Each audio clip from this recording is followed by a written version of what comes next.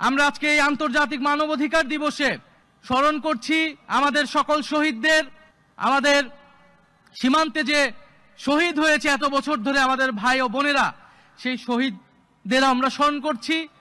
এবং আমরা ভারতকে বলেছি যে এটা আওয়ামী লীগের বাংলাদেশ নয়, এটা শেখ হাসিনার বাংলাদেশ নয়।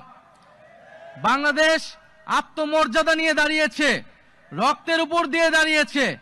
ফলে ন্যায্যতা ও সমতার ভিত্তিতে বাংলাদেশের সাথে কথা বলতে হবে এবং সম্পর্ক স্থাপন করতে হবে।